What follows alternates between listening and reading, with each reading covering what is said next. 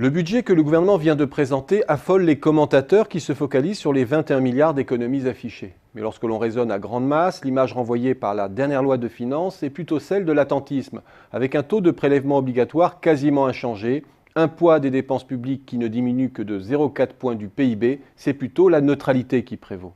D'ailleurs, le déficit structurel, celui qui élimine l'impact de la conjoncture sur le découvert de l'État, ne diminuera presque pas en 2015. Où le peu de la baisse viendra de la baisse des charges d'intérêt sur la dette. À l'heure où le spectre de la croissance zéro menace, l'attentisme gouvernemental semble suicidaire aux partisans de la méthode forte, ceux qui, face à la banqueroute qui pointe, réclament à corps et à cri des réformes en urgence, autrement dit, une grande purge de l'État et un déverrouillage des contraintes qui brident la vie des affaires. Je vais me permettre ici de contester ce point de vue. Que l'on se soucie de la qualité des réformes est sans conteste légitime. Que l'on constate que certains gouvernements ont mieux géré la crise que le nôtre, certes. Cela veut-il dire pour autant qu'il faut faire tout de suite et à dose d'éléphant?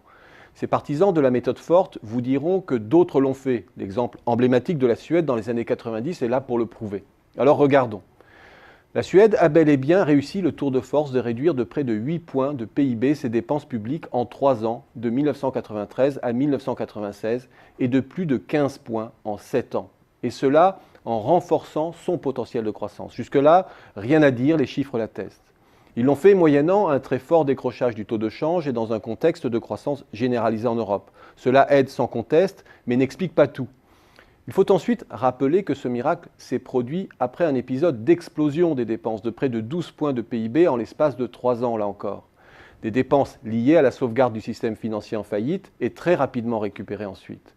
Le reflux est donc à la hauteur de transferts exceptionnels, mais transitoires. Centrons-nous maintenant sur les dépenses de fonctionnement de l'État, rémunération, consommations intermédiaires et amortissement. Celles qui fixent le régime de croisière des dépenses.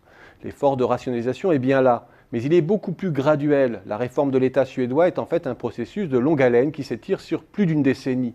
Idem pour la protection sociale. Encore une fois, c'est la question du rythme des réformes que j'évoque ici. Les promoteurs de la thérapie de choc me font parfois penser à l'équipage affolé du Rio-Paris qui, face aux alertes de décrochage, ne cesse de tirer sur le manche pour redresser l'appareil, au risque de le faire cabrer et de précipiter sa chute.